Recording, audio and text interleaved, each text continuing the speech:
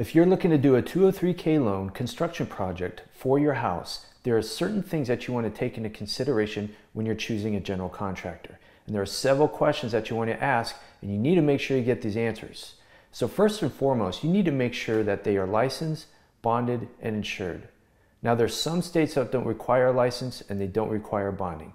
That's on you to know what the state regulations are in the state in which you are doing this project.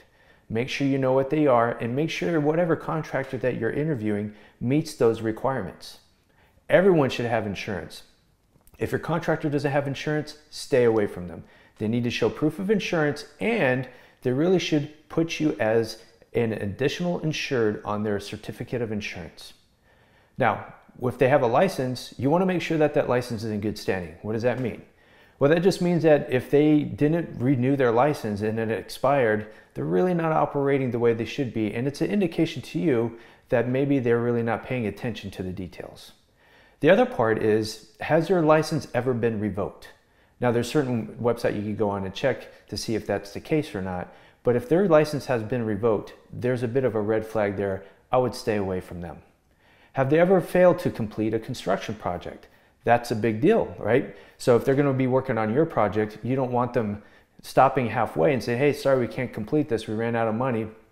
You don't want that. So make sure that you know if they have ever not finished a project, and if they say that they have had a situation where they didn't finish a project, make sure you know why. Has the organization or the owners of that company ever filed for bankruptcy? Now that's an important question because you want to make sure that they are managing their money properly, because you're going to provide a deposit. And if you provide that deposit and they have this history of not managing money very well, that could be an issue for you for your project. Are they currently involved in any lawsuits or disputes? So you want to know if there's any kind of liens or anything against their business. If they have former clients that are taking them to court for whatever reason, you really want to know that, and you really should ask that question. Do they do any business in any other name, or have they done any business in any other name? So let me give you a little story and why that's important. I know of a client of mine who worked with a general contractor, and things seem to have been going well at first, but then after a while, that contractor said, hey, I'm sorry, we're going out of business, we're filing for bankruptcy. After a little research, we found that that contractor actually had another construction business just before that under a different name, but there was the same person doing the same thing, operating the same way. That other business also closed because they went out of bankruptcy. So you want to make sure that they are open and honest about their history and making sure that you're dealing with some trustworthy people. Now, you also want to know what their work experience is. Now, of course, someone who just got their license last week is going to have a clean record. They're not going to have any lawsuits, they're not going to have filed bankruptcy, but they're lacking that experience. So this is what I would recommend you do. I would recommend you check them out, ask them if they have a website. If they have a website, go on their website and look for any before and after photos. Now, make sure that you can check to make the difference between a stock photograph and an actual photograph, right? So make sure that the before and after are there, and then if there's any videos too. So you want that. Another big thing to look for is client testimonials on their website.